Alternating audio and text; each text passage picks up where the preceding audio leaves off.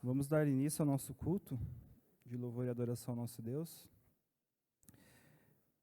Eu peço que os irmãos abram suas Bíblias em Provérbios, capítulo 28, versículo 13.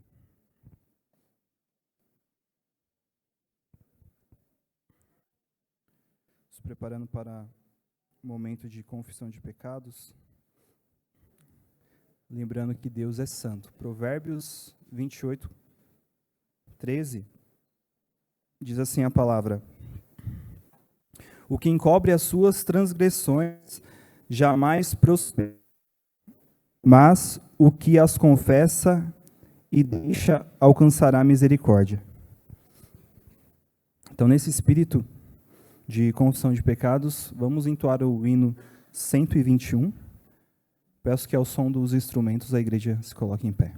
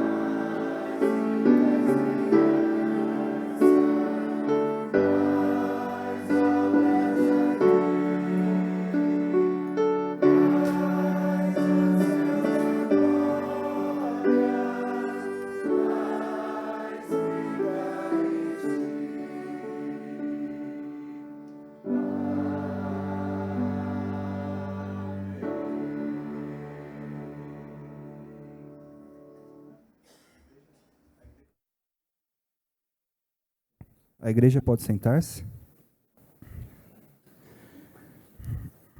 Teremos um momento de oração silenciosa. Eu vou pedir para que o presbítero Renato quebre esse momento. Vou pedir que o microfone chegue até ele. E aproveite esse momento para confessar seu pecado diante do Senhor.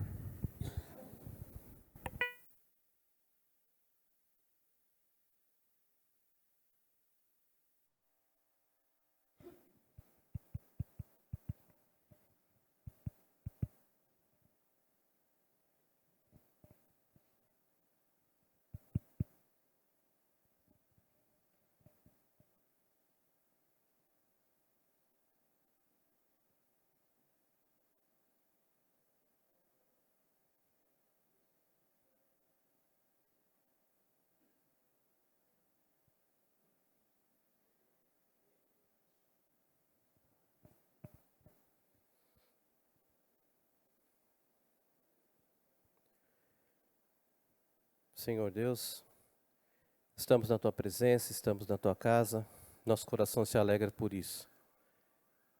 E neste momento, Pai, sabendo quão grande é o Teu amor, quão grande é a misericórdia que nos cobriu, conscientes, ó Deus, dos nossos pecados, tudo aquilo que fizemos, tudo aquilo que fazemos, porque nosso coração é desesperadamente corrupto, como diz Tua palavra, Pai. Ajuda-nos nisso. Perdoa, ó Deus, cada um dos pecados que cometemos. Que possamos, ó Deus, nos firmar na Tua palavra, crescer, ó Deus, no conhecimento dela. Que o Senhor ajude a Tua igreja, ó Deus, a fazer a Tua vontade nesta área, Pai. Aceita, ó Deus, o pedido de perdão que fazemos a Ti nesse instante. É a nossa oração. Nós fazemos isso, confessamos tudo isso em nome de Jesus. Amém. Amém. Nesse momento, eu peço que a igreja abra suas Bíblias em Salmo 32. Salmo 32, versículo 5. Momento de gratidão. Lembrando que o nosso Deus é um Deus perdoador. Salmos 32, versículo 5. Diz assim a palavra do Senhor: confessei-te o meu pecado e a minha iniquidade não mais ocultei. Disse: confessarei ao Senhor as minhas transgressões e tu perdoastes a iniquidade do meu pecado. Então, neste espírito, teremos uma oração de gratidão. Eu vou pedir para que o presbítero José Lázaro faça essa oração, agradecendo, porque temos a certeza que Deus nos perdoa, né, e estamos aqui, né, pela graça e misericórdia dele, para cultuá-lo nessa noite. Senhor Deus, nós te agradecemos pelo perdão, Senhor, te agradecemos porque Tu és um Deus que, apesar de nós, nos alcança através do Teu Espírito Santo, nos transporta para lugares, Senhor, onde jamais seríamos merecedores através do sangue de Cristo, Senhor. Por isso nós te agradecemos, porque somos perdoados dos pecados que cometemos, que cometeremos, Senhor, e estamos a todo momento fazendo aquilo que não te agrada, Senhor. Mas pela tua misericórdia, pelo teu amor, Senhor, por causa do grande amor com que nos amaste, tu nos perdoa e nos faz, Senhor, nos dá acesso ao céu e à salvação. Te pedimos pela tua igreja, Senhor, que os nossos lábios estejam sempre prontos a estarmos pedindo perdão, confessando, Senhor, as nossas falhas, não de uma forma geral, mas individual, Senhor, pormenorizada por tudo aquilo que fazemos contra a tua vontade, Senhor, e te ofendemos. Nós te pedimos que a tua igreja, Senhor, esteja pronta a estar pedindo perdão, Senhor, e nos dobrando aos teus pés, Senhor. Muito obrigado, Senhor, porque tu és esse Deus perdoador. E é no nome de Jesus é que oramos. Amém, Senhor. Amém. Momento de cânticos, peço que a equipe venha à frente.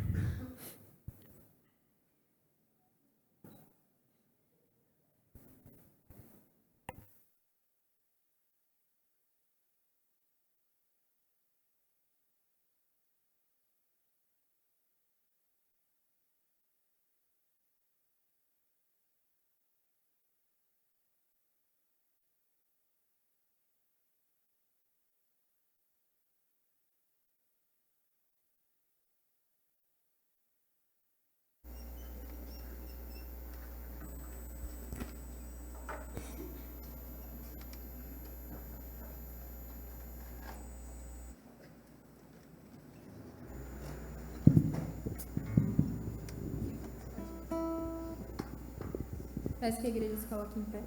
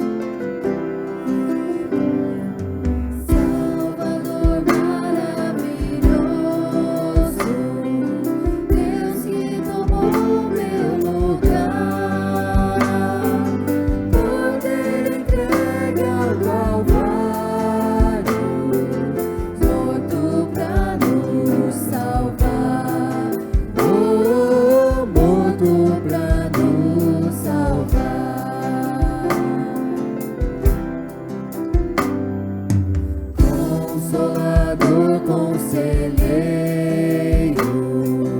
Deus que nos vem abraçar na noite escura da alma. Tu vens comigo andar, oh, tu vens comigo andar. Por isso nós te adoramos, por isso vamos louvar,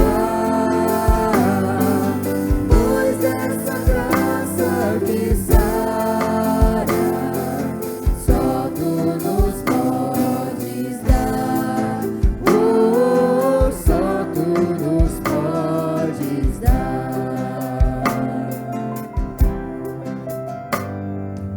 Pai poderoso e infinito, Deus que não cansa de amar, em meio às nossas fraquezas, nós vamos te buscar, oh, nós vamos te buscar. Por isso nós te adoramos, por isso vamos louvar, pois essa graça que sara, só tu nos podes dar, oh, só tu nos podes dar. Por isso nós te adoramos, por isso vamos louvar, pois essa graça que sara, só tu nos podes dar, oh, só tu nos podes dar.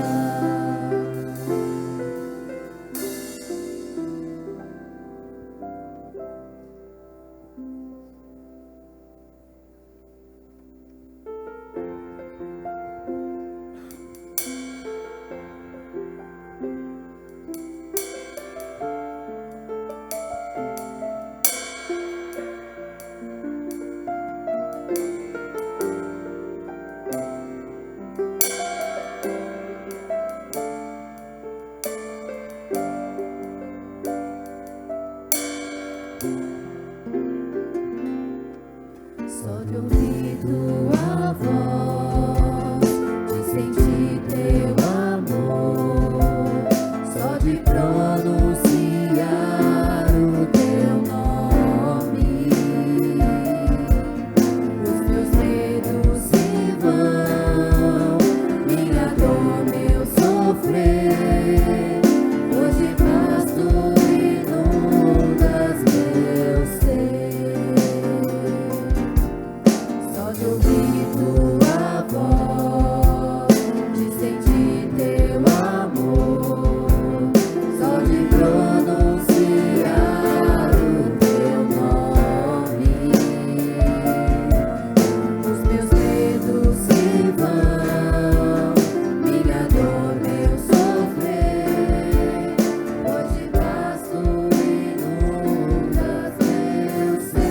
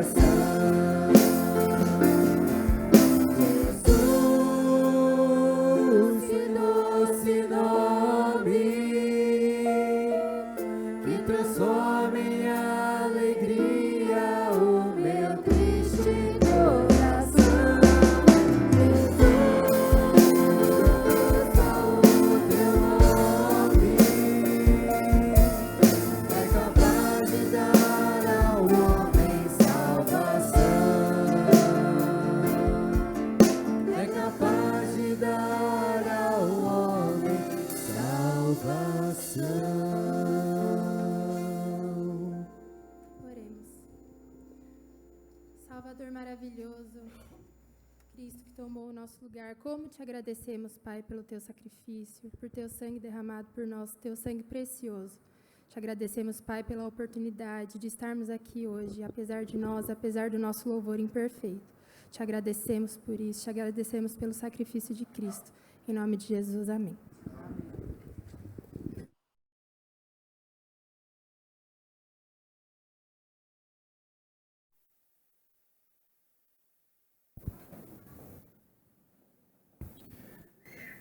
Neste momento, vamos fazer uma leitura responsiva. Eu convido a igreja que abram suas Bíblias em Salmos capítulo 46. Faremos a leitura de todo o Salmo. Eu lerei os versos ímpares e a igreja responderá com os versos pares. E o último verso, o verso 11, leremos todos juntos. Salmos 46. Essa semana, nossa cidade aqui foi assolada pela chuva, né? E esse salmo nos relembra que Deus socorre o seu povo. Peço que a igreja se coloque em pé.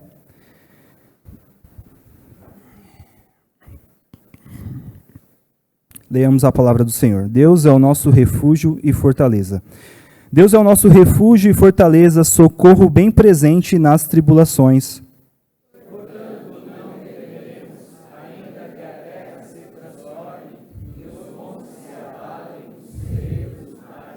Ainda que as águas tumultuem e espumejem, e na sua fúria os montes se estremeçam.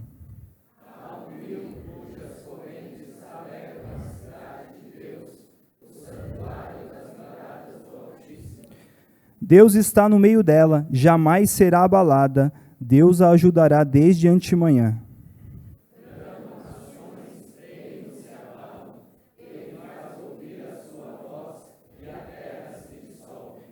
O Senhor dos exércitos está conosco, o Deus de Jacó é o nosso refúgio.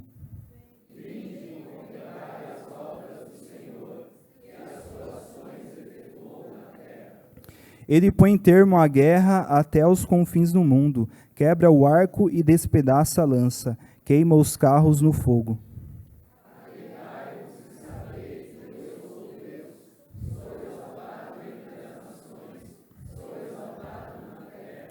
Todos. O Senhor dos exércitos está conosco, o Deus de Jacó é o nosso refúgio. Como diz o salmista no verso 10, aquietai-vos e sabeis que eu sou Deus, né? Que tenhamos sempre isso em mente, que Deus está no controle de tudo, e mesmo essas tragédias que nós acompanhamos, Ele está no comando de tudo.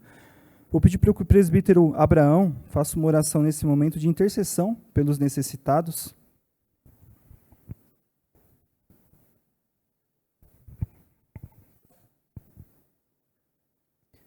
Pai Santo, nós te louvamos, Senhor Deus, primeiramente pela vida que o Senhor nos concede, ó Pai, mais um dia. Somos gratos, ó Pai, porque o Senhor tem nos preservado, Senhor Deus, apesar de nós, como já foi dito aqui, Senhor Deus, apesar, ó Pai, da dureza, ó Pai, de nossos corações, apesar, ó Pai, da desconfiança que temos muitas vezes, ó Pai, na Tua provisão, Senhor Deus, apesar, ó Pai, da nossa pequena fé, porque muitas vezes confiamos, ó Pai, em nossas forças, em forças, ó Pai, que vêm de algum governante, Senhor Deus, mas sabemos, ó Pai, pela Tua palavra, ó Pai, pela vida que temos tido, ó Pai, diante de Ti, que todo bem, ó Pai, procede de Ti, Senhor Deus. Confiado nisso, Senhor Deus, rogamos nessa noite, ó Pai, nesse momento, ó Pai, pela vida, ó Pai, de cada um irmão que está aqui, Senhor Deus. Porque com certeza cada um padece, ó Pai, de algum sentimento, Senhor Deus, de alguma necessidade, ó Pai, da falta, ó Pai, de alguma coisa, Senhor Deus, mesmo que seja falta de fé, Senhor Deus. O Senhor que é um Deus provedor, um Deus cuidadoso, um Deus zeloso pelo seu povo, Pai. Rogamos, Senhor Deus, que o Senhor nos faça, ó Pai, sentir a Tua presença, ó Pai, porque ela está aqui, ó Pai, nós é que não sentimos muitas vezes, ó Pai. Socorre, ó Pai, aqueles que estão necessitados, Senhor Deus. Socorre, ó Pai, aqueles que foram atingidos, ó Pai, por essas chuvas, ó Pai, não só o Teu povo, ó Pai. Rogamos, ó Pai, por todas as pessoas que habitam, ó Pai, a terra, Senhor Deus, que o Senhor possa olhar por eles, Senhor, embora pecadores como nós, ó Pai, mas não salvos como nós, ó Pai. Rogamos, ó Pai, que a Tua misericórdia seja maior, ó Pai, que a Tua ira. A Tua misericórdia, ó Pai, seja lembrada, ó Pai, pelo Teu coração generoso, Senhor Deus, quando as tormentas dessa vida, ó Pai, assolaram o teu povo, Senhor Deus. Consola, ó Pai, o coração daqueles que perderam, Senhor Deus. Retribui, ó Pai, conforme a medida exata, ó Pai, da tua vontade, ó Pai, para que nós sejamos, ó Pai, gratos, confiantes, Senhor Deus, e amorosos, não só para contigo, ó Pai, mas para com o nosso próximo, Senhor Deus. Que aqueles que o Senhor deu mais, ó Pai, possam entender isso, ó Pai, como mordomia, Senhor Deus, como que foi dado, ó Pai, para ser distribuído por nós, Senhor Deus. Amolece o nosso coração, ó Pai, para que possamos sentir a necessidade do outro, Senhor Deus, e contribuir, ó Pai. Que a tua igreja que tem, possa contribuir, ó Pai, para a igreja que não tem, Senhor Deus. Porque é isso que o Senhor requer de nós, Senhor Deus. Nos abençoe e nos guarde, no nome precioso do teu Filho Jesus Cristo, que morreu por nós na cruz. Amém. A igreja pode sentar-se.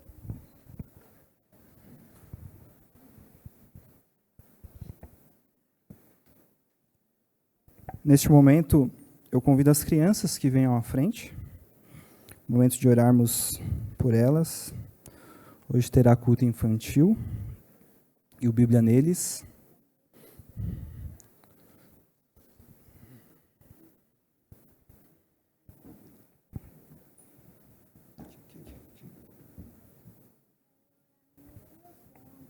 Você quer orar? Nessa oração, quem orará por nós será o Antônio. Ele pediu para orar aqui, então vamos orar com ele. Senhor nosso Deus, muito obrigado por esse dia. Abençoe todo o presbítero.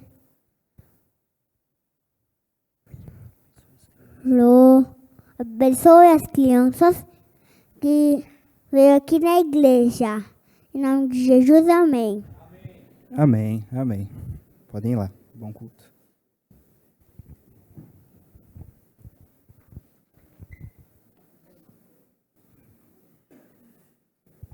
Que alegria, né, irmãos, ver nossa igreja repleta de crianças. Isso é bênção. Neste momento, passo a palavra ao reverendo Nelson, momento de nos aquietarmos, ouvirmos a palavra de Deus.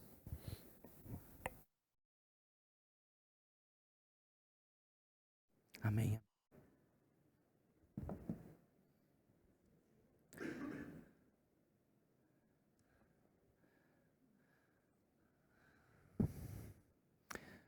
Gente amada do Senhor, graça e paz.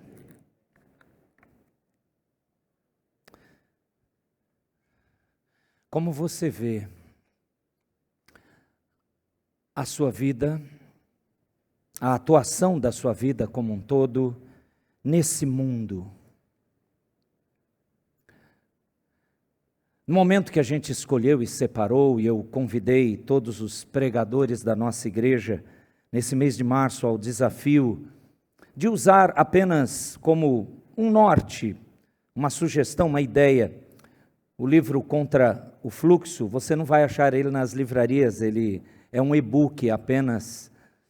E nem o meu ex-mestre falou que havia uma editora que está vendendo alguns livros dele, só e-book. Eu não sabia. Não é um livro novo, o livro do Dr. Augusto Nicodemos, Contra o Fluxo. Mas é uma coletânea de mensagens que ele pregou logo que ele foi para a igreja de Goiânia. E evidentemente, para facilitar presbíteros, aspirantes, pastores não, pastores têm que, afinal de contas, estudaram mais ainda, mas nós não podemos exigir isso dos demais pregadores. Então, apenas para nos dar um norte, é que nós colocamos esse mês, esse tema em todas as mensagens da manhã e da noite, contra o fluxo. E, na verdade, é um questionamento sobre essa sua vida, essa minha vida, agora como crentes. os frequentadores de igrejas evangélicas, aqueles que dizem que a palavra de Deus é sua regra de fé e prática, aqueles que falam que só existe um caminho, uma verdade, uma vida, Cristo Jesus, aqueles que afirmam éramos pecadores perdidos, justamente condenados por Deus ao inferno, mas a graça do Senhor nos alcançou e hoje somos salvos pela bendita misericórdia desse Deus. Portanto, nós que nos auto-intitulamos cristãos, e ultimamente a gente precisa usar rótulos, adjetivos mais qualificantes, que deixam claro essa ideia, cristãos bíblicos, pessoas que são pautadas não por ideias dos homens, mas pela vontade de Deus. Enfim, como nós vivemos essa vida terrena, sabendo que ela vai acabar e a eternidade está chegando? Como você vive na iminência de que o seu Redentor eterno, que pela primeira vez veio para sofrer, padecer, se humilhar, ele virá na segunda vez como conquistador, julgador, sem misericórdia, porque a misericórdia estamos vivendo agora, como muito bem orou o presbítero Abraão, que ele tenha mais misericórdia. É o tempo de pedir misericórdia. Mas na sua segunda vinda, a palavra de Deus deixa claro que não mais haverá essa misericórdia, mas sim juízo. Como você vive o restante da sua vida terrena, aguardando a segunda vinda do Senhor? Como você está impactando essa sociedade? Por vários entendimentos bíblicos, a nossa cosmovisão não diz que vamos alterar a sociedade. Não vamos conseguir cristianizar e toda ela se renderá aos pés de Cristo. Não, seria muito bom. Seria maravilhoso não precisar do inferno. Mas a Bíblia diz que não será assim. Aliás, isso nos faz valorizar muito a nossa salvação, me parece isso. Se nós não sabíamos quem seria salvo e todos não seriam, mas alguns foram, e nesses alguns você foi incluído, me parece que a grande alegria, gratidão, contentamento tem que fazer parte dessa vida. Mesmo assim, mesmo não conseguindo erradicar nessa vida terrena o pecado e as coisas que separam o ser humano perdido de Deus, mas sim só na eternidade, só por obra gloriosa de Cristo, então eu preciso perguntar, ou melhor dizendo, a palavra de Deus traz para nós esse questionamento: como é que você vive? Impactando a sociedade, indo contra o fluxo dela. É isso que nessa noite eu queria compartilhar com vocês, relembrando de textos antigos bem conhecidos. Abra na profecia de Daniel, evidentemente, vamos ver a parte histórica, porque do capítulo 1 ao capítulo 6 é a parte histórica de Daniel, e depois, capítulo 7 ao capítulo 12, é que é a sua profecia. Eu queria que você abrisse no capítulo 1 de Daniel.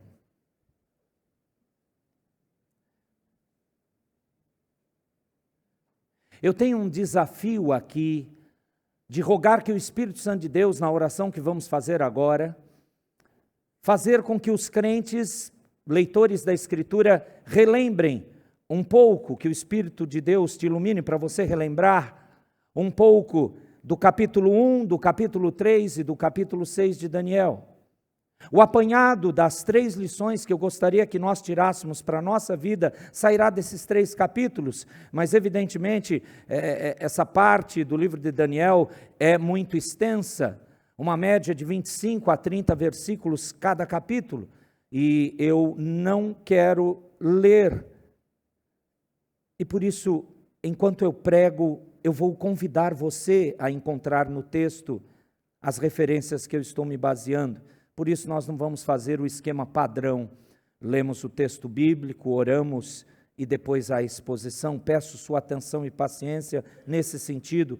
Vamos então já orar diante da palavra, rogando exclusivamente por nossa atenção, rogando que Deus nos ensine a impactar a nossa sociedade, indo contra o fluxo dela, que não nos faz aproximar do Senhor. Oremos. Senhor, nessa noite eu tenho ouvido as orações dos meus irmãos e tenho sido ensinado já por elas. A oração da Giovana eu consegui ouvir, de presbítero Abraão nos conduzindo, e esses irmãos têm razão no que pediram e no que afirmaram diante de Ti. Nós nos agarramos, ó bendito Cristo, ao Redentor e Salvador que Tu és, e sem o Senhor não tem sentido nada que fazemos. Não adianta a gente querer se exaltar com qualquer mérito nosso, mesmo nas coisas do Teu reino. A glória nunca foi nossa, é Tua. E exatamente por isso que o Senhor é relevante, Tu és o Senhor. E é um fato, como ouvimos também na outra oração, que nós, apesar de nós, o Senhor nos chama de filhos e filhas. E mesmo ao longo de toda a obediência que os Teus servos possam ter durante a vida terrena, isso nunca será suficiente para chegar à altura da Tua glória, graça, majestade e poder. Somos dependentes de Ti, sempre somos. E por isso eu quero pedir que a Tua palavra venha nos unir para a luta que está acontecendo, a luta que envolve a nossa alma, a luta que envolve o nosso testemunho, a nossa unidade como igreja e, portanto, a nossa proclamação com a nossa vida, impactando a nossa sociedade, Pai, está em jogo há muito tempo. Então, que a Tua palavra venha a nos, como que, acordar, venha a nos tornar alertas e prontos para obedecer no custo que o Senhor preparou para nós, porque sabemos que qualquer luta e dificuldade do lado de cá do céu não se compara à destruição por toda a eternidade da qual o Senhor nos livrou, porque o Senhor nos livrou do inferno, pagando, ó Cristo bendito, no nosso lugar, cada um e todos os nossos pecados. Então qualquer custo de Te servir aqui é muito pouco, e sempre será muito pouco, e não vai ser revelado da nossa parte como gratidão sofrer por Ti nessa vida terrena. O Senhor merece infinitamente mais e mais, por isso o Senhor nos chama para a eternidade, para continuarmos a Te adorar e Te servir plenamente. Nós temos consciência disso, Pai, por isso, ilumina o nosso entendimento, molda nossos pensamentos para termos atitudes de acordo com a Tua palavra, em nome de Jesus. Amém. Daniel capítulo 1 fala de uma situação que aconteceu historicamente terrível para o povo de Israel do passado, e especificamente o reino do sul, chamado Judá, quando aquele famoso e repetido muitas vezes por nós e pelos profetas, o cativeiro que iria então declarar, o cativeiro de 70 anos, a partir do poder de um inimigo, os caldeus, isto é, a Babilônia, sobre aquele restante do povo de Israel do reino do sul. Diga-se de passagem, o reino do norte já tinha sido tratado e continuava a ser desde 722 a.C., com a Assíria os dominando. E depois, com o mesmo tom tratador, isto é, Deus vindo demonstrar amor ao seu povo, não os deixando viver como eles queriam. Você sabe muito bem que a sedução que o povo de Israel no passado teve, não foi uma sedução diferente da que nós vivemos. A sedução e o ceder a essa sedução foi porque eles adentraram as culturas do mundo ao seu redor. Obedecer a Deus, aquela teocracia maravilhosa, mesmo o Reino Unido em Davi e Salomão, e separado, e havia alguns reis no sul, em Judá, capital Jerusalém, a capital Samaria era do Reino do Norte. Mesmo aqueles poucos reis, e alguns crentes fiéis, nós cremos assim, do Reino do Sul, mesmo assim, não impediu deles desejarem, querer ser, viver e, portanto, sucumbir à cultura ao redor. Por isso que quando lembramos dos irmãos do passado, nós precisamos trazer para nós, porque eles sofreram incredulidade. Por que essa incredulidade se tornou forte? Eles amaram aquele presente mundo. Hoje nós temos a mesma tentação. O mundo está aqui. Não foi decretado pelo nosso Redentor, o Senhor Jesus, na famosa oração sacerdotal, que era para sermos, no momento da nossa salvação, direto e reto para a glória eterna. Não. Ele orou claramente, e temos isso escrito em João capítulo 17. Ele disse: eles não são do mundo, o meu povo, Pai, como eu não sou. E, portanto, eu peço que o Senhor não os tires do mundo, mas que os livres do mal. Então, nós temos que pulverizar esse mundo com aquilo que Cristo falou no seu sermão do monte. Devemos pulverizar com a luz, porque somos luz do mundo. Nós somos sal dessa terra. Preservamos ou mostramos o que é uma vida preservada por causa da nossa ligação com o Salvador, o Senhor Deus. O povo de Israel no passado ouviu a mesma chamada: vocês serão luz para as nações. Mas eles sucumbiram à sedução, repito, da sociedade ao redor. O incrível Deus chega e decreta: eu vou tratar vocês. E no caso do Reino do Sul, Judá, os 70 anos de cativeiro é como eu vou quebrá-los. Veja o verso 1 do capítulo 1 de Daniel, por favor.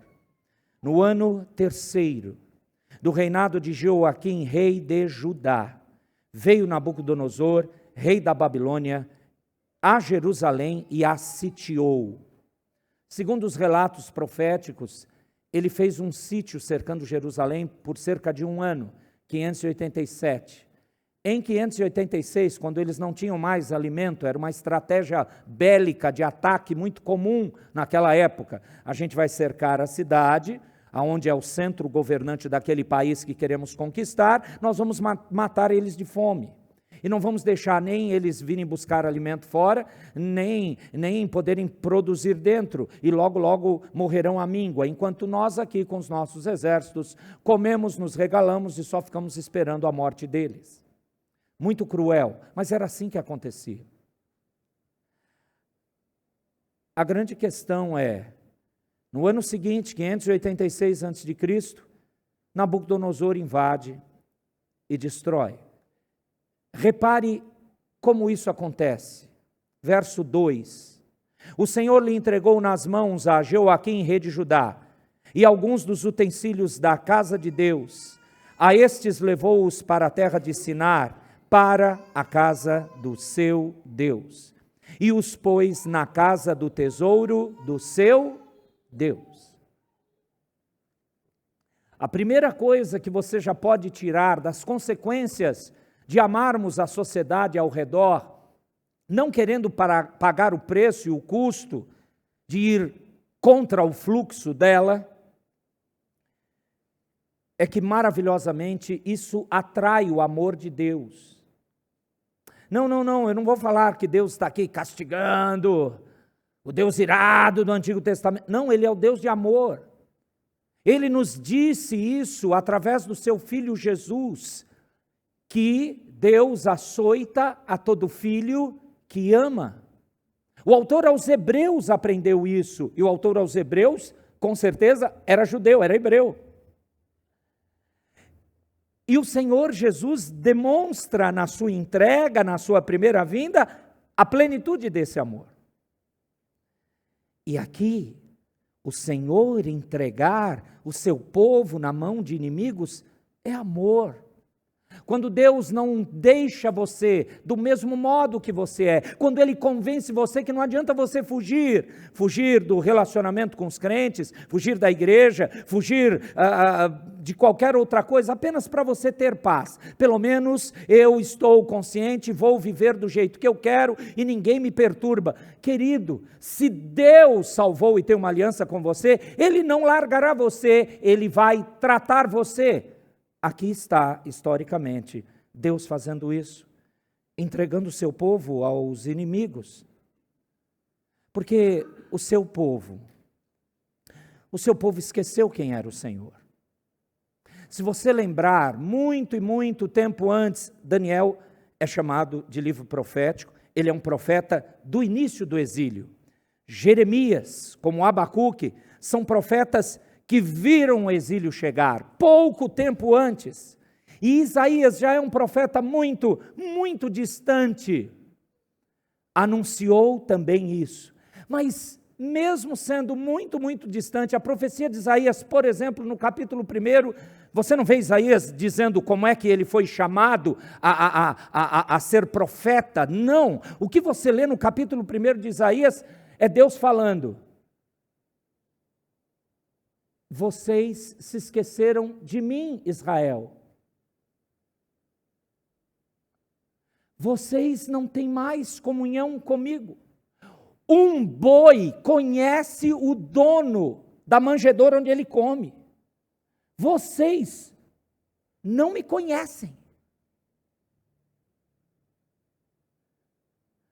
Então, Deus está fazendo com que o seu povo se lembre.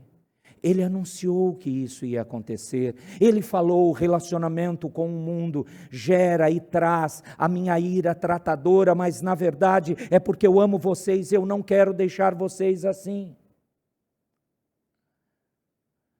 E se você leu atentamente, ou melhor dizendo, ouviu a leitura que eu fiz do verso 2, de maneira bem exclusiva, Nabucodonosor vai atacar o quê? O templo.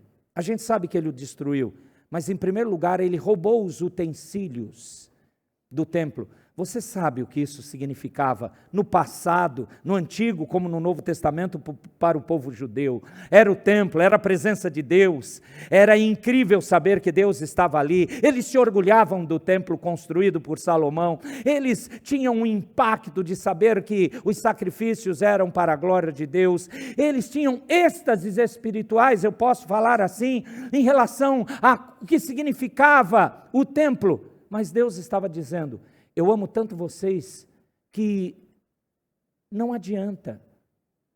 Lembrando de Isaías capítulo 1, de que me serve a multidão dos seus sacrifícios? Eu estou cansado da ligação do pecado de vocês com cultos, celebrações. Não tem coerência. Então, para que templo? Para que adoração? E Deus então determina numa das primeiras coisas, o inimigo, os caldeus, portanto, a Babilônia, Nabucodonosor, tirar aquilo que representava algo historicamente, religiosamente glorioso para os judeus. E aí, o exílio começa. Versículo 3 diz assim: disse o rei, esse rei é Nabucodonosor, a Aspenaz, chefe dos seus eunucos, que trouxesse a alguns dos filhos de Israel, tanto da linhagem real como dos nobres, jovens, sem nenhum defeito, de boa aparência, instruídos em toda sabedoria, doutos em ciência, versados no conhecimento, e que fossem competentes para assistirem no palácio do rei, e lhes ensinasse a cultura e a língua dos caldeus.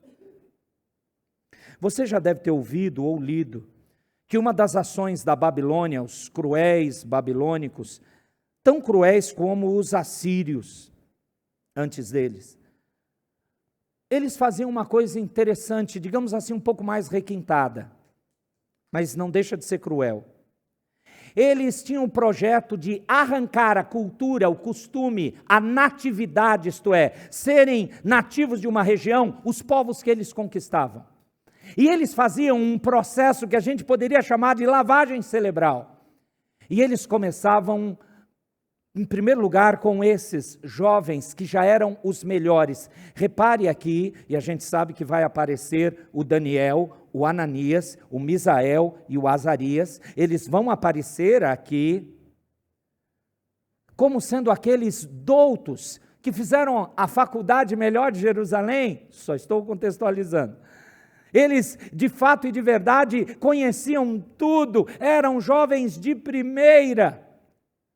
E eles foram chamados para poderem, como cativos, portanto escravos, talvez não dos serviços braçais.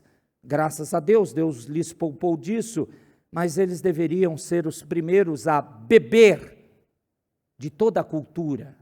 Eles iam ser aculturados, eles iriam sofrer uma desculturalização para receber uma outra cultura.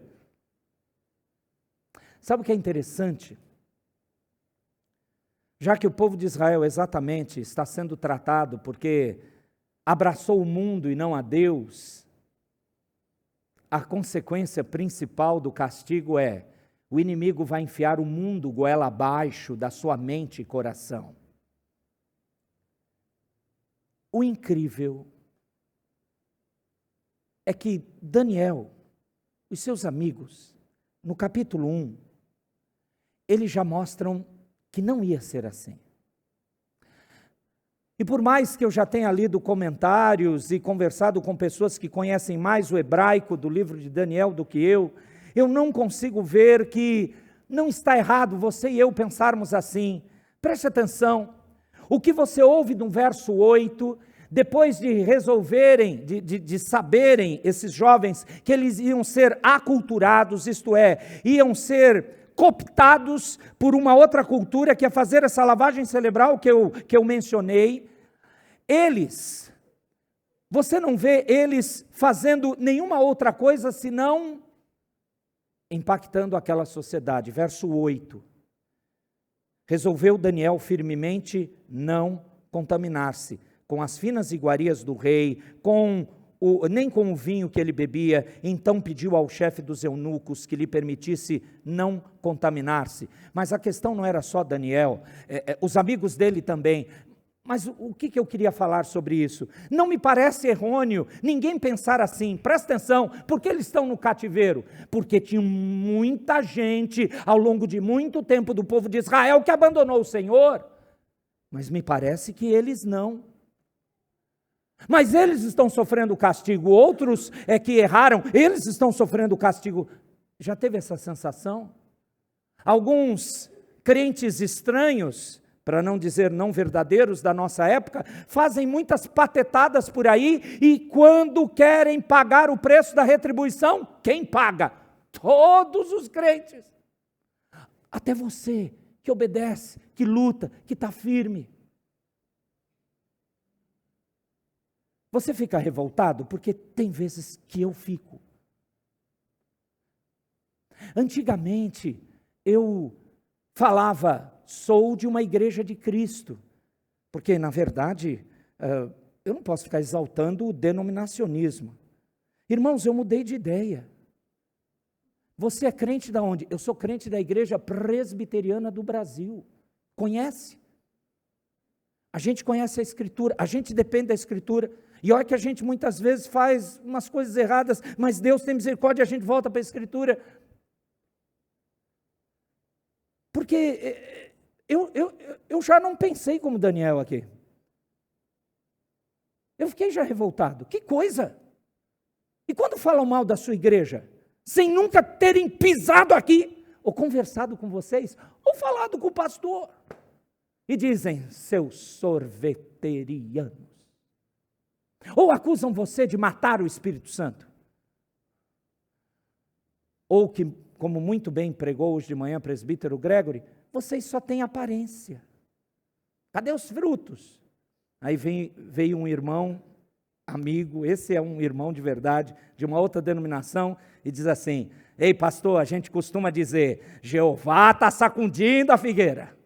Lembrei do sermão.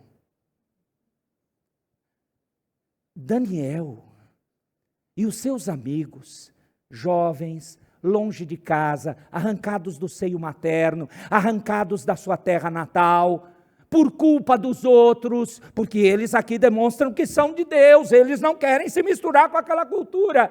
Por que eles não ficaram revoltados? Por que eles não aproveitaram? Quantos de nós não aproveitariam, hein? Vou viver numa boa, não vou ser tão escravo assim, não vou sofrer tanto, é só fazer aquilo que os nossos irmãos já fizeram, aceitar a cultura, aceita. Como é que é a frase? Aceita que dói menos? Meu Deus, é isso? Ele não fez isso. Ananias e Misael e Azarias não fizeram isso. Até os seus nomes foram mudados, para eles perderem qualquer ligação com o seu Deus e a sua cultura. Eles não fizeram. Você sabe qual é o resultado desse capítulo 1? Eles tiveram que primeiro enfrentar educadamente, mas enfrentaram o chefe dos eunucos. Querido chefe, alimenta nós aqui, nós 4. Alimenta com água e legumes. Se eu não estiver enganado, é exatamente isso que ele pediu. Verso 12, experimenta, peço-te os teus servos 10 dias, e que se nos deem legumes a comer e água a beber, só. Experimenta 10 dias. Não, aqui não é uma dieta de Daniel para você ficar fitness. 10 dias de água e legume. Eu estou esperando alguém inventar isso, não se espante. Depois você dá um Instagram, alguém vai inventar. Não é isso. Eu não creio que eles passaram 10 dias confiando nas beterrabas, legumes, cenouras, beterrabas e tudo aquilo que envolve os legumes. Eu não tenho que saber tudo, vocês sim, eu não. Eu preciso é pregar logo. Você tem que pensar.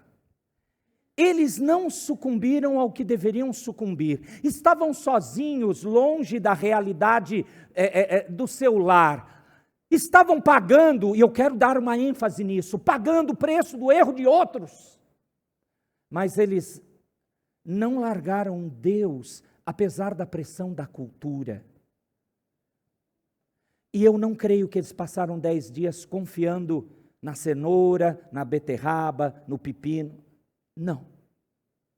Eu imagino, isso não é pecaminoso não, porque esses meninos, esses jovens, quiseram dizer que amavam mais a Deus do que essa sociedade, que não iam se dobrar a nada, mesmo correndo o risco de morrer, porque para um babilônio senhor como Nabucodonosor, um escravo a mais, um a menos, esses 4 estão prejudicando o trabalho, espada neles e vamos tocar a vida. Arriscar a vida é algo que a gente não sabe no cristianismo brasileiro, não é verdade? Pelo menos eu não sei. Se você sabe, depois me explica. Como é arriscar a vida como crente no Brasil? Por causa da fé? Não, a gente não sabe. Eles estavam sobre essa ameaça. E por 10 dias eu tenho plena convicção que eles oraram, que eles pediram a misericórdia de Deus, que eles confessaram os seus pecados. Sabe por quê? Porque lá no final do exílio, eu vejo um homem chamado Neemias, quando soube que realmente os muros de Jerusalém estavam em cacos, já não tinha, tudo estava largado, e ele recebeu aquela ordem de poder voltar.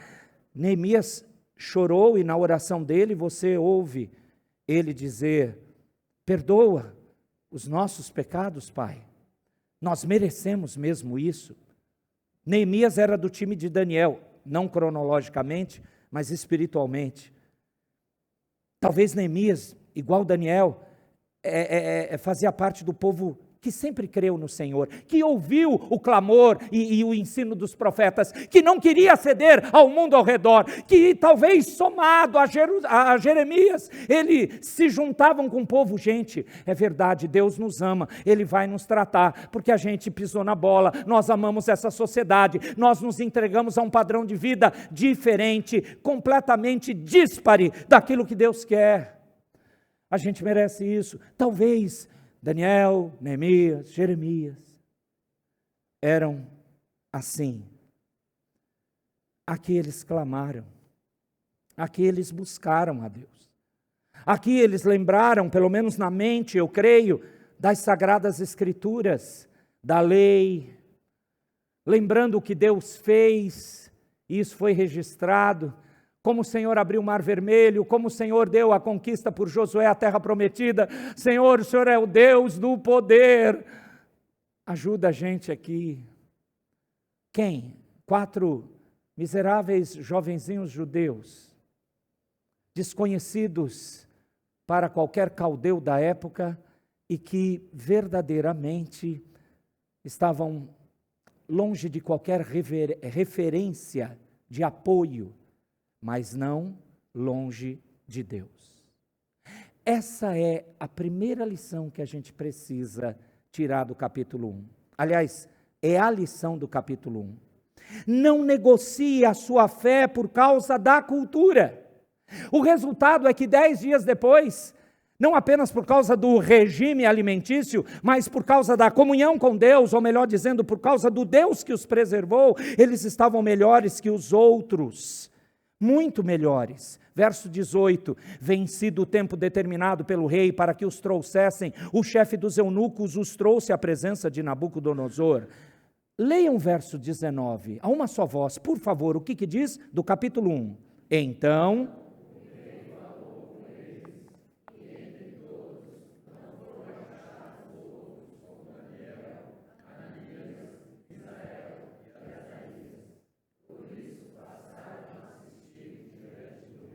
Você entendeu? Deus abençoou. Deus cuidou. Aliás, depois leia o verso 17. Porque Deus deu conhecimento e inteligência de toda cultura e sabedoria para os amigos de Daniel. E para Daniel, além de inteligência, deu compreensão de visões e sonhos. Deus estava com eles no meio da batalha de impactarem a sociedade e não cederem ao mundo. Não negocie sua fé por causa da cultura. Não negocie. Simples assim. Isso aponta para alguém que veio, não pensou na glória eterna que tinha, mas veio cumprir o propósito do Pai eterno de salvar pessoas que não mereciam. E isso é amor. Amor imerecido, mas é amor. Isso aponta para o Messias. O Senhor Jesus que ficou exilado aqui. Se você puder pensar um pouco, você vai concordar comigo. Ele ficou exilado da glória eterna. Ele se submeteu a regimes, a governos, a culturas. Mas a Escritura diz, sendo tentado por todas as coisas à semelhança de nós, mas sem pecado. O Cristo bendito não comprometeu sua comunhão e ligação com Deus, ele não cedeu à sociedade, ele foi tentado pelo próprio Satanás ao vivo e a cores, e a sua ação foi relembrar a palavra. E é a única coisa que realmente transforma pessoas para seguirem a Deus, a sua palavra. O Senhor Jesus, mesmo quando orou, passa de mim esse cálice, ele fez e se submeteu e voluntariamente entregou-se à morte, morte de cruz, para salvar quem não merecia. Me parece que Daniel aqui representa bem o Messias. E o nosso Messias não pensou em si, obedeceu ao Pai. A frase de Cristo que mais me deixa impactado de todos os ensinos do nosso Senhor e Salvador Jesus é quando ele diz: minha comida e minha bebida é fazer a vontade daquele que me enviou. Você acha mesmo que Daniel e os seus amigos estavam preocupados com a dieta? A verdadeira comida e bebida deles era fazer a vontade do Senhor, mesmo a custo da sua própria vida. O Messias entregou a sua vida para você e eu não estarmos mais sendo vendidos, subvertidos por uma cultura pecaminosa. Nós somos do reino agora. Nós somos dele. Aliás, voltamos a ser dele. Ele nos criou e nos comprou. E ele não larga. E quando ele trata você com lutas, talvez semelhantes ao Israel aqui com o cativeiro, é porque ele te ama. Então, o capítulo 1 nos diz, repito, não negocie sua fé por causa da cultura. Capítulo de número 3, por gentileza. E de novo, amados, fiquem em paz, não vou ler os 30 versículos, por favor, não. Eu de novo vou pedir para você lembrar, e que o Espírito Santo nos auxilie na minha rápida tentativa de trazer isso à sua memória. Não há cronologicamente no registro, se foi o próprio Daniel ou algum outro escriba que ele mandou registrar, não há detalhamento de tempo. Mas aqui não é mencionado no capítulo 3, Daniel. O que é mencionado são os seus amigos, Ananias, Misael e Azarias, ou Mesaque, Sadraque e o Abednego. Bom, os estudiosos muito bem afirmam que, com certeza, Nabucodonosor aqui, ele demonstrou o seu orgulho e a sua exaltação em grande estilo. Ele mandou fazer uma gigantesca estátua, mais ou menos oca, provavelmente na base, onde teria uma fornalha. Bom, estátua, fornalha, a ligação com o culto pagão é óbvia. Era para sacrificar alguma coisa ao que aquela imagem representava. Aquela imagem, segundo Daniel capítulo 3, era a imagem do próprio Senhor, governante, dominador, imperador, o Nabucodonosor.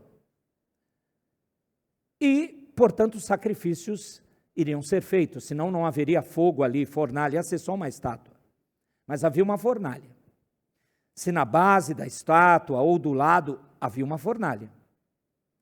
E a ordem desse megalomaníaco, exaltado, orgulhoso, dono de tudo, é que uma orquestra tremenda iria tocar, instrumentos incríveis.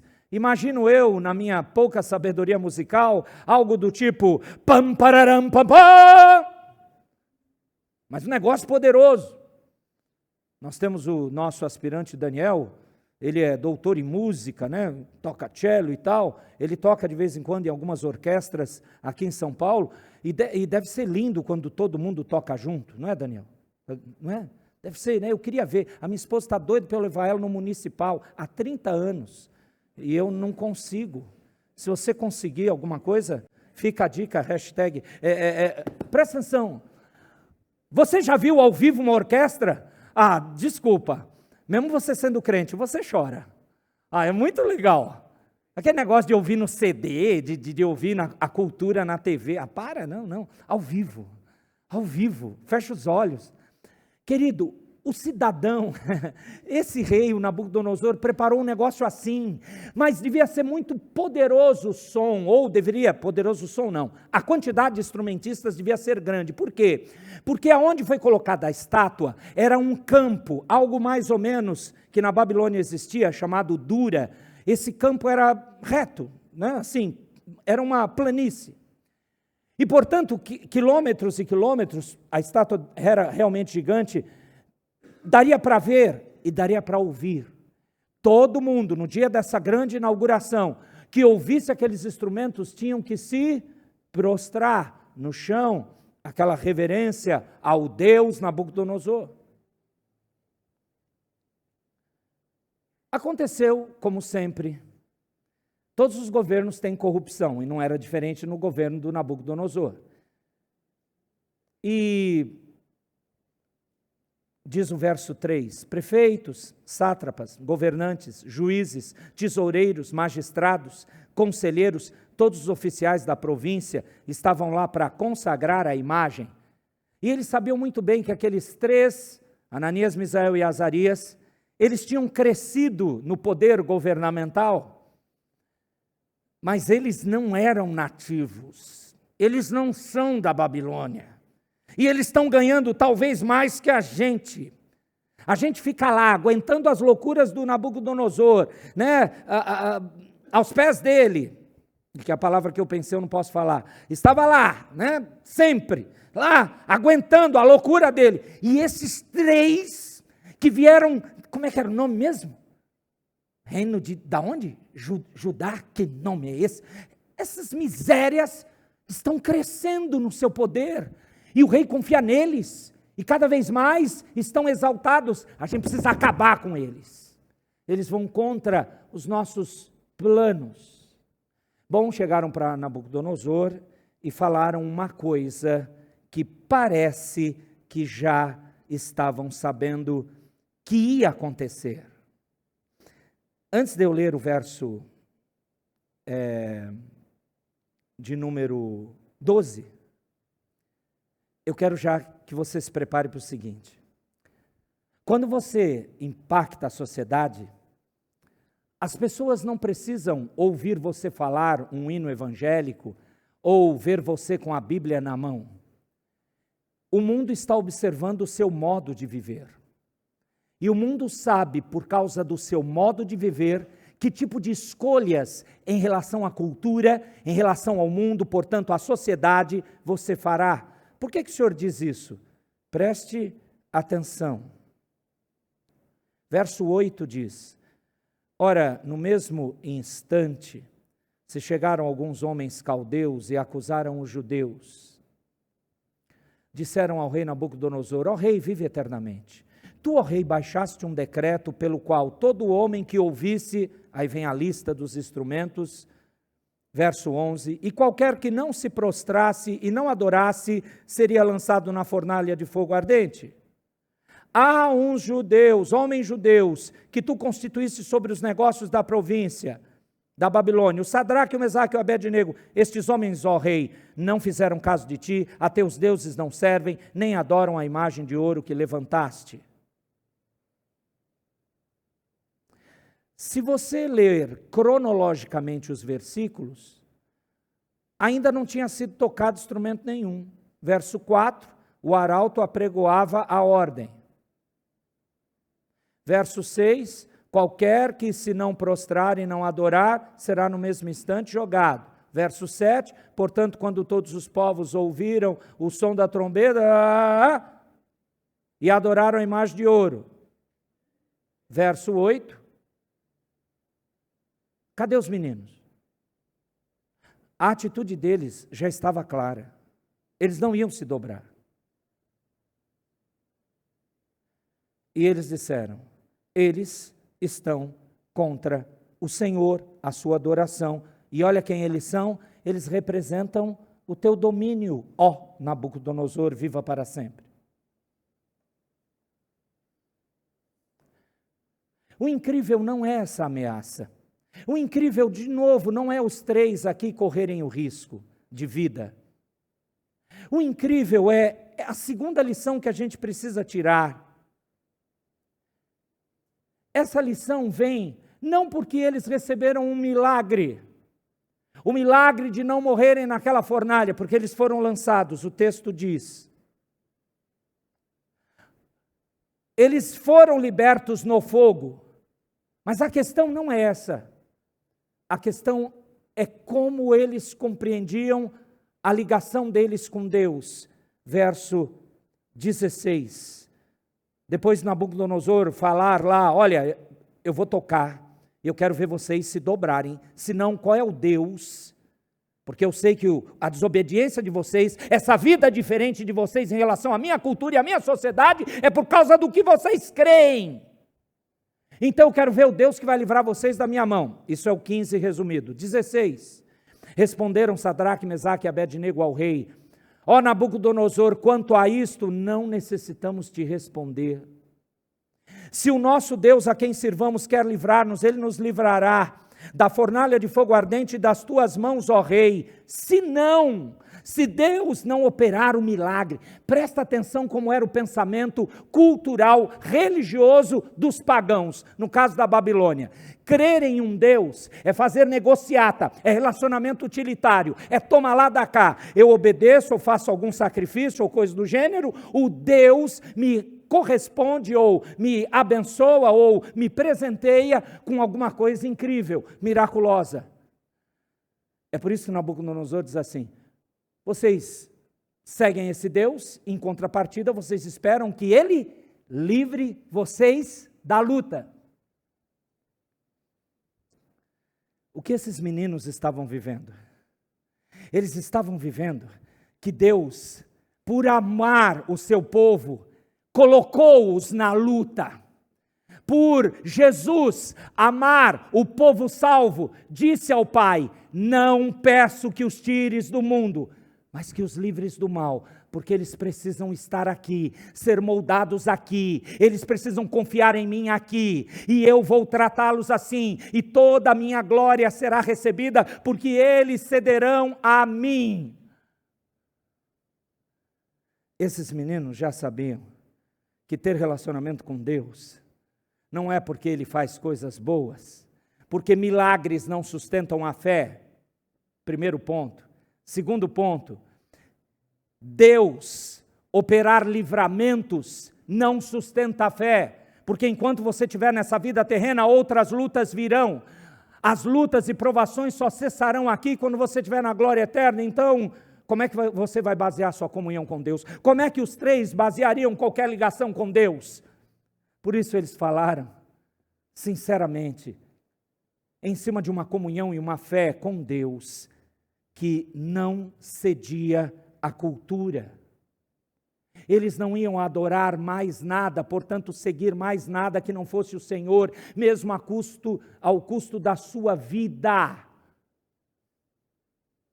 Não temos que te responder isso. Verso 18, fica sabendo, ó Rei, que não serviremos a teus deuses, nem adoraremos a imagem de ouro que levantaste, independente do que Deus fizer.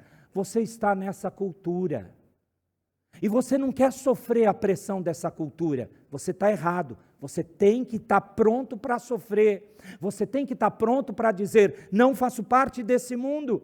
Você tem que estar pronto para testemunhar em uma família que está aos pés do Senhor, em criar os seus filhos na contramão dessa sociedade, em ter os seus negócios de maneira santa, mesmo que para isso você arrisque perder clientes, porque os clientes querem fazer falcatrua com você. Mesmo que para isso você arrisque até, meu Deus, eu vou ser ameaçado de morte. Você sabe para onde vai depois que você morre. Por que o medo da morte? Para essa hora também vale esse ensino. Estamos na contramão. Ó Rei, se o Senhor Deus quiser nos livrar, Ele faz. Se Ele não quiser, Ele continua sendo Deus. Eles foram lançados na fornalha. O livramento aconteceu no fogo. E quem aparece lá? Jesus. Aquele com aparência de filho dos deuses. O legal é que quem fala isso não é o escritor. Ele diz que Nabucodonosor percebeu. Ele olhou bem, tem um outro que tem uma aparência de filho dos deuses. O Senhor Jesus. Porque Ele não larga você no meio da luta. Ele enfrenta você, junto com você, a luta. Ele preserva e protege você. É como hoje de manhã na classe dos homens nós lembramos. Não vos veio tentação que não fosse humana, mas junto com a tentação Deus manda livramento, porque Deus é fiel. E não permitirá que você seja tentado além das suas forças. Ele está com você na luta, na provação, na tentação. Ele de novo está cumprindo isso aqui no texto passado. No texto que ocorreu no passado. E aí eles saíram. Coitado daquele pessoal que jogou eles na fornalha, né? estava tão acesa, que aqueles soldados, homens fortes, pelo jeito que o texto diz, valentes, morreram queimados. Devia ser terrível. E eles não. Mas preste atenção, a fé deles não estava baseada no livramento, a fé deles estava baseada em quem Deus é. Você precisa aprender essa segunda lição, que faz parte do capítulo 3.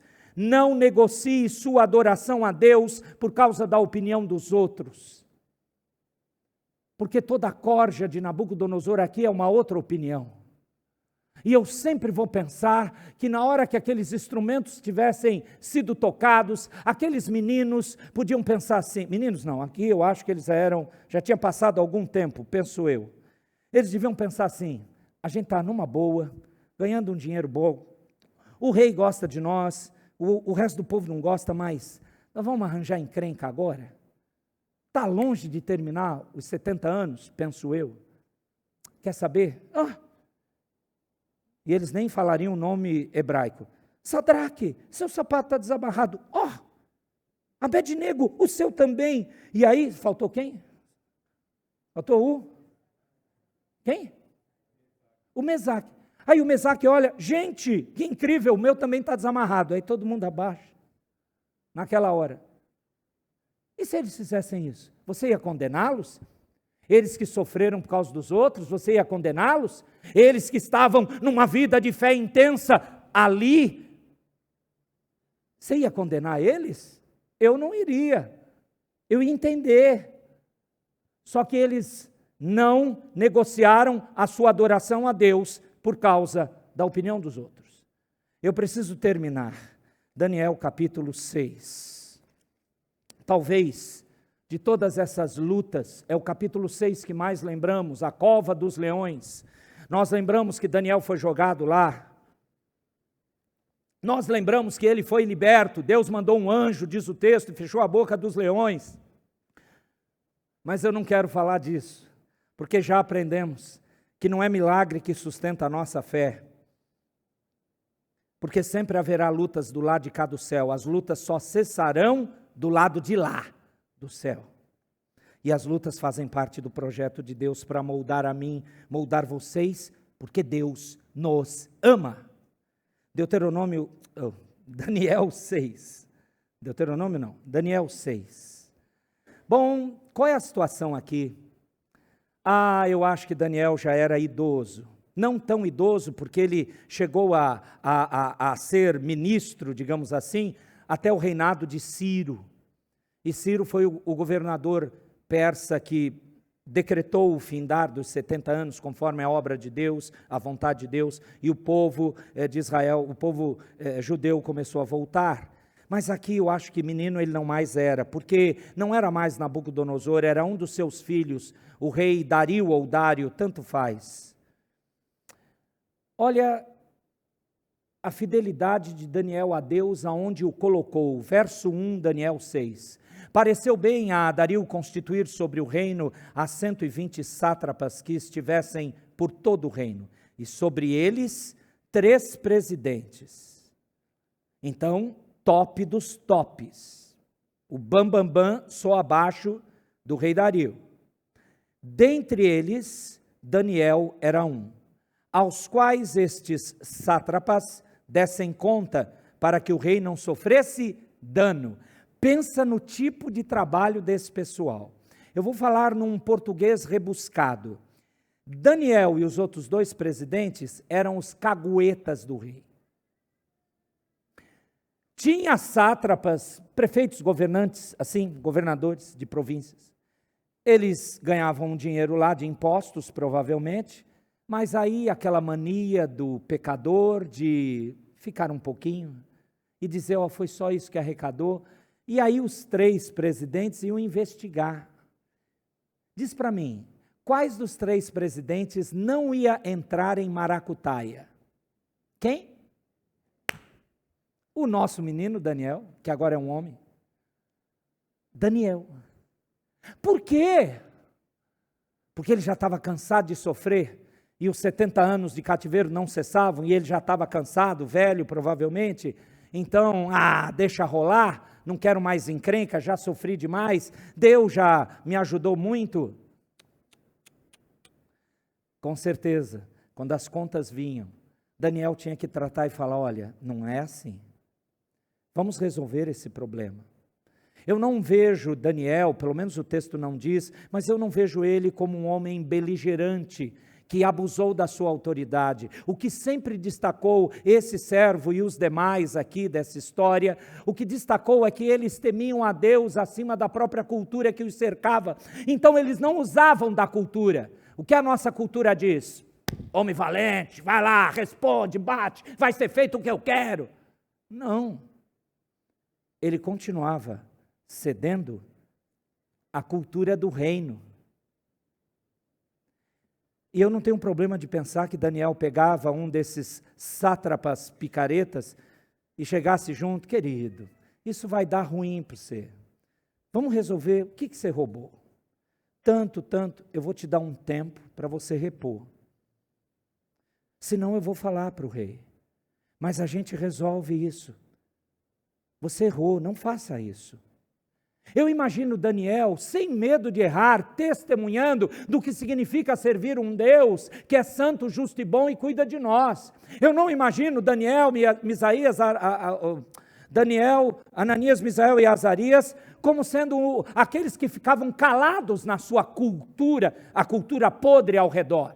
Eu imagino eles falando, como nós vimos, todo sofrimento, e esse no capítulo 6 vai ser mais um, todo sofrimento é porque eles testemunhavam na prática, na vida, no pensar, no falar, no agir. Aliás, é para isso que você foi salvo. Você tem que fazer, e eu também, nessa sociedade, a mesma coisa. Senão, não vale de nada o ser cristão.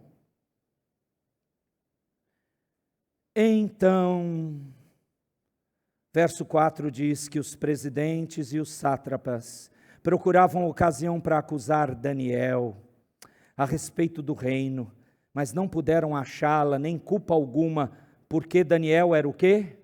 Fiel, e não se achava nele nenhum erro, nem culpa, nem conchavo, nem picaretagem, nem negociata. Como é que a gente vai pegar esse cara para tirar ele de lá e a gente continuar com as nossas maracutaias numa boa? Verso 5.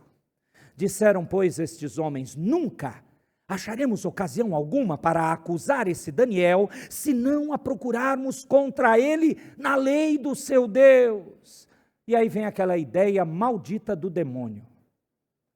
Rei, vem cá, Dario, ó grande Dario.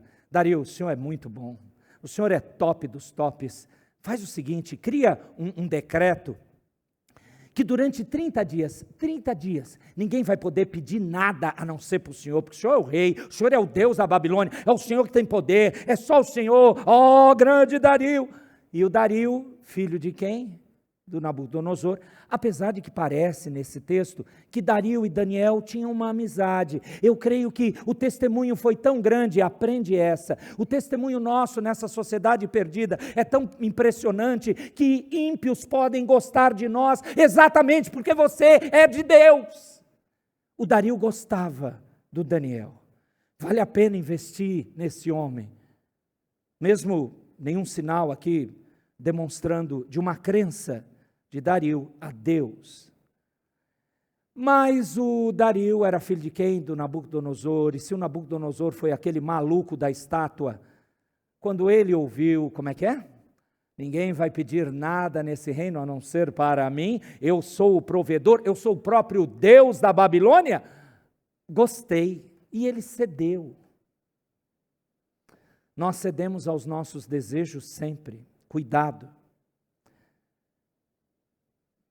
Todo mundo soube, Daniel também.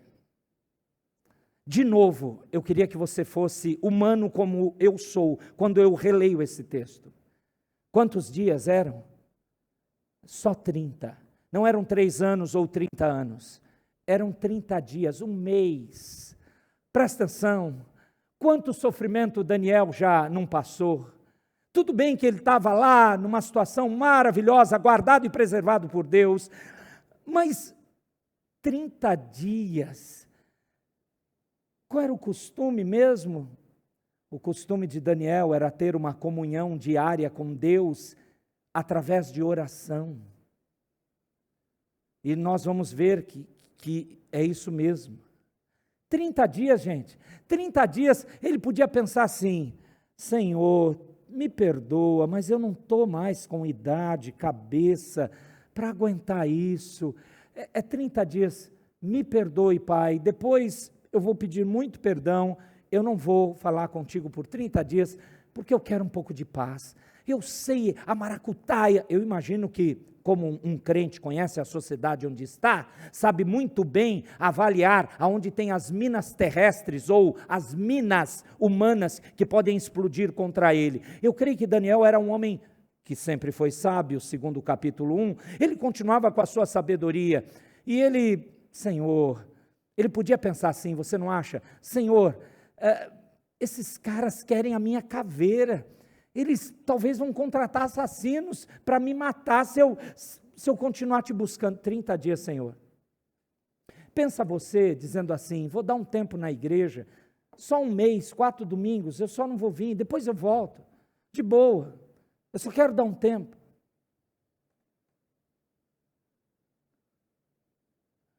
Eu confesso a vocês que se eu lesse isso aqui, eu ia concordar com o Daniel. Eu não ia dizer que ele era ruim, seu Judas, não. Eu ia dizer, cara, eu acho que eu ia fazer o mesmo. Verso 10. Daniel, pois, quando soube que a escritura estava assinada, entrou em sua casa, e em cima no seu quarto, onde havia janelas fechadas, travadas, com grade, para ninguém ver, filmadas, assim, aquele filme escuro, para ninguém olhar, janelas abertas, do lado de Jerusalém, ele fazia uma oraçãozinha rápida de 1 minuto, sabe aquela oração? Antes de você dormir, Senhor, muito obrigado por esse dia, amém. É isso? 3 vezes por dia.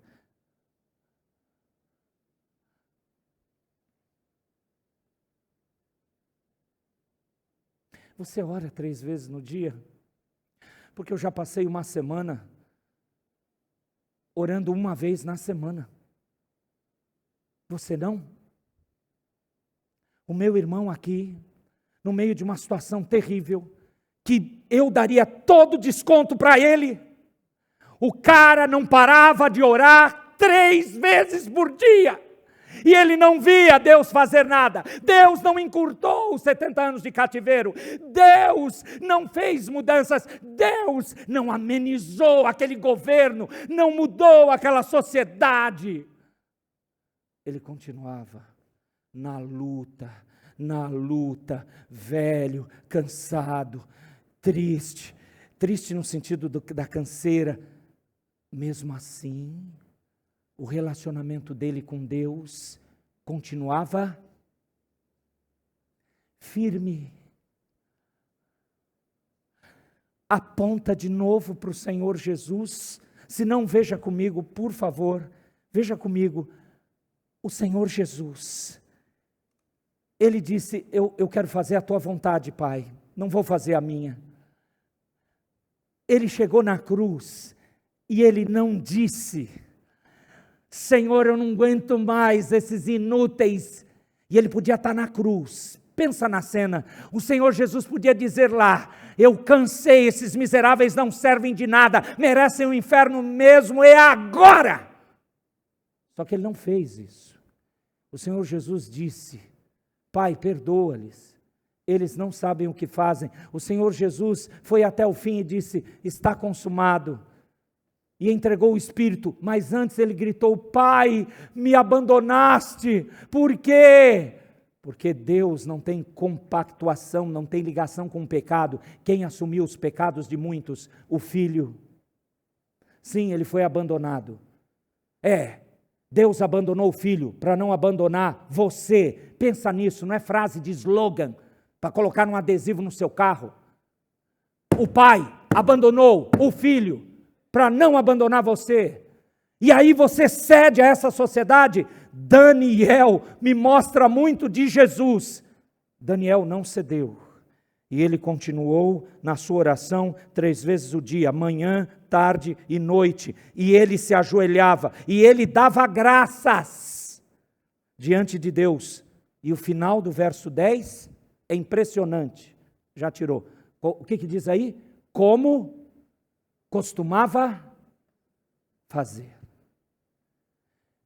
Nós já sabemos que ele foi jogado na cova dos leões. Resume comigo. Não foram livres, eles correram um risco em Daniel no capítulo 1, e se não desse certo, negócio da comida. Eles não foram libertos de correr esse risco, capítulo 1, os meninos lá, os 3, não foram libertos da fornalha, não foram, eles caíram. Daniel, capítulo 6, não foi liberto da cova dos leões. Percebe? Esse é o teu Deus. O teu Deus faz aquilo que Ele quer. E você precisa entender que Ele é Deus e servi-lo porque Ele é Deus e não por causa das benesses que Ele pode te dar. Ele é Deus, adore a Ele porque Ele é Deus. E quando você estiver na glória eterna, o que você vai fazer de tantas coisas que vamos fazer lá? O resumo de tudo é você vai adorar a esse Deus.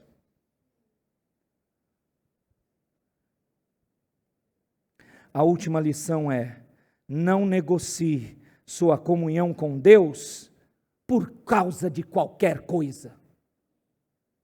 Não negocie sua fé por causa da cultura, não negocie a sua adoração a Deus por causa da opinião dos outros, não negocie a sua comunhão com Deus por coisa nenhuma. Deus nos salvou para a gente viver assim, nessa sociedade perdida. Viva assim. Viva, em nome de Jesus, porque Deus está conosco. Fiquemos em pé, por gentileza.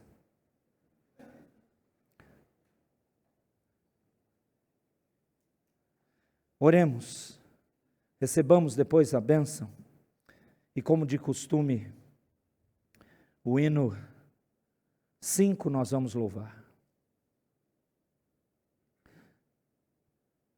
Senhor, eu quero te pedir que o Senhor tire de nós o medo dessa sociedade.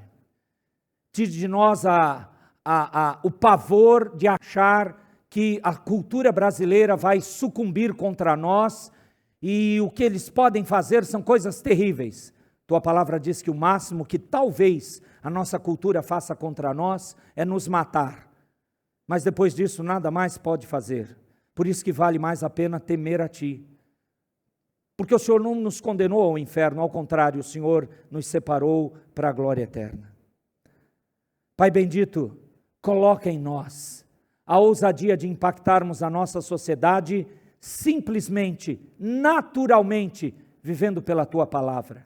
Conscientiza toda a nossa igreja, a minha vida, a minha família, a família dos meus irmãos, todos nós, que o Senhor é tão poderoso, que o Senhor quer que brilhe a nossa luz sobre esse mundo, que o Senhor quer que nós, como sal, preserve e mostre a verdadeira vida, que o Senhor quer que nós, mesmo se chegarmos a custo de qualquer coisa, não negociemos a nossa comunhão, nossa fé, nossa adoração a Ti, por causa de qualquer coisa que seja dessa sociedade. Dá-nos clareza para isso, em nome de Jesus. Amém.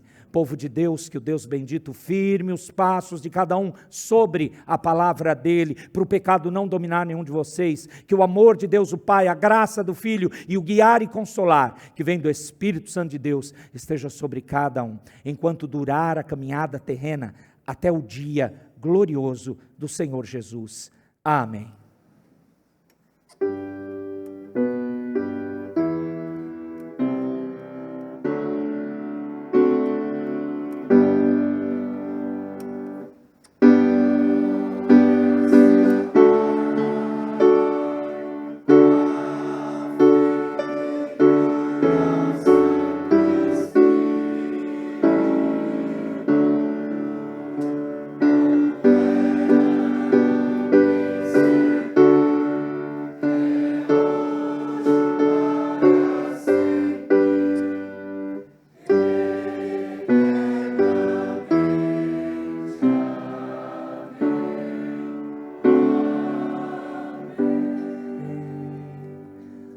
Podem se assentar, amados, e ore silenciosamente, agradecendo ao Senhor a possibilidade de cultuarmos a Ele.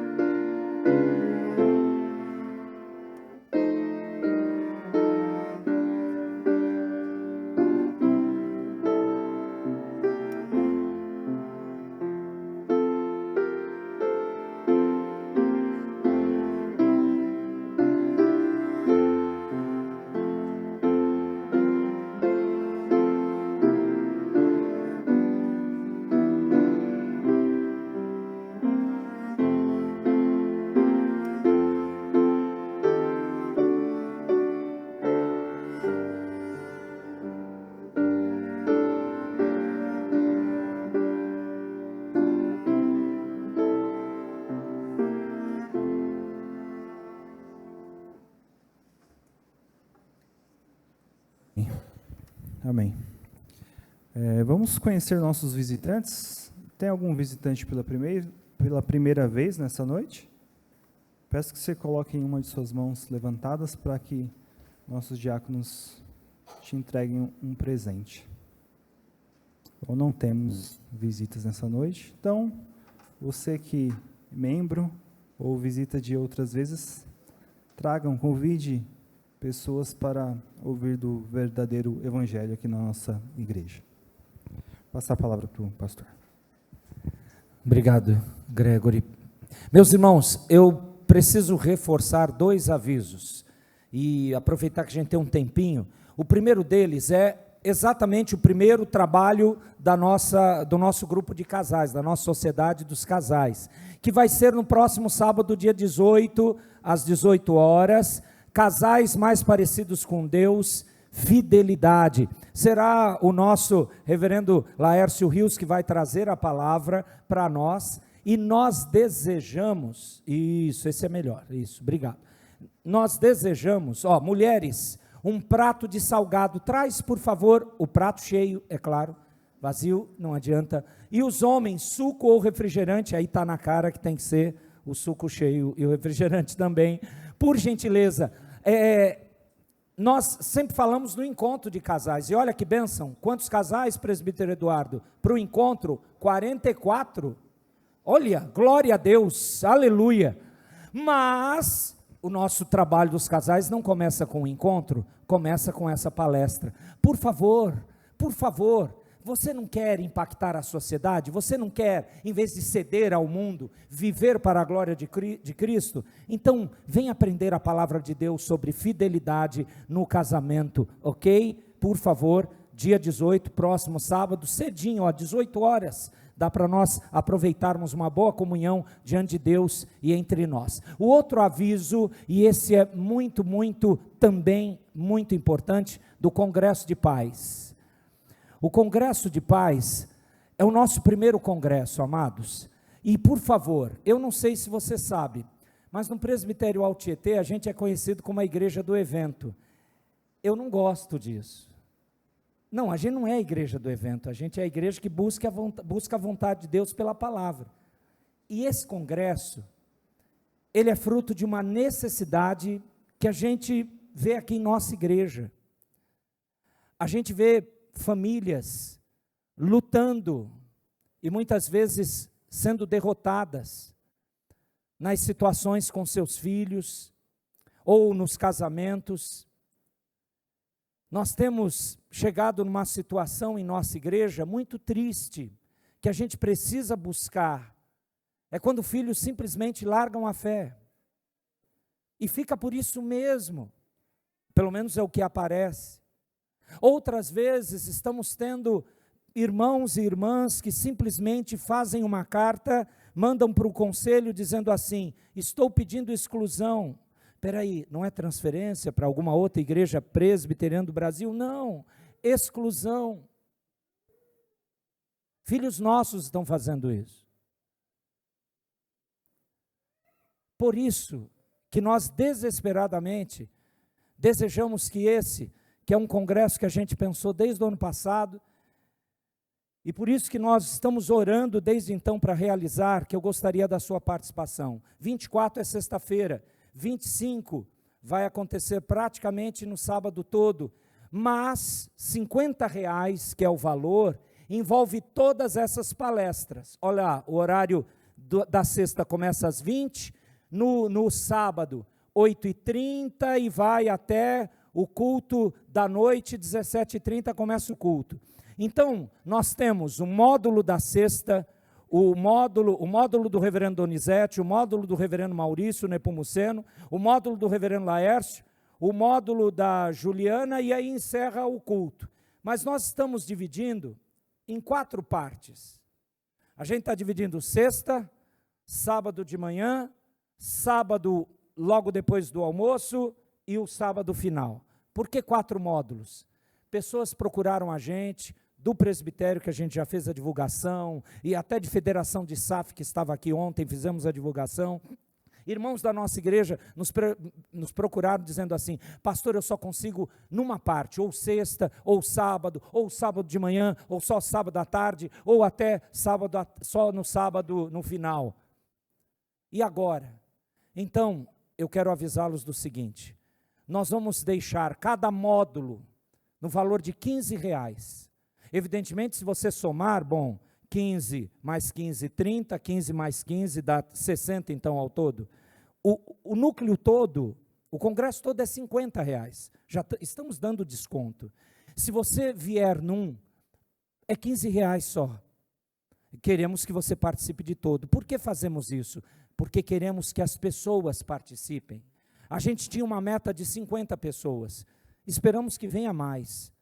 Porque em nome de Jesus, estamos orando, se Deus quiser, vai ser o primeiro de outros. Porque nós precisamos. Eu dividi com um presbitério, dizendo assim: eu não sei a realidade das outras igrejas. A gente é um regime presbiterial, mas parece que a gente é congregacional, cada um na sua casinha. Normalmente, pastores não sentam um com o outro e dizem: minha igreja está com luta, assim, ore. Não é normal. Então, esse congresso é fruto da nossa necessidade, mas eu descobri que outros irmãos e irmãs do nosso presbitério, de outras igrejas, estão vindo, vão participar. E ontem eu ouvi o seguinte testemunho: pastor, por favor, agradeça ao conselho, ao apoio da igreja, à equipe que está organizando. Eu falei: claro, irmã, que bênção, mas por quê? A irmã nem veio participar, já está agradecendo. Pastor, essas coisas, a gente não tem que sair do nosso arraial presbiteriano para aprender em outras igrejas. A gente não tem isso aqui. Então, incentivo o povo a continuar a fazer isso. E aí eu já emendei, tem congresso de casal, tem um congresso do aniversário da igreja, e que venham os congressos. Me disseram que vai ter congresso de missões. Ok, em nome de Jesus. Por quê? A gente precisa da palavra. Lute com esse mundo, não ceda a ele. Por favor, faça a sua inscrição, fale com a Andresa ou com o Marcos, tem o QR Code, a divulgação está acontecendo, está no Instagram da igreja. Por favor, eu peço que os irmãos participem em nome de Jesus, não por causa do esforço da organização, mas por causa da necessidade da palavra de Deus, mais ainda, nas nossas vidas e famílias. Amém. Eu e o presbítero Gregory vamos descer.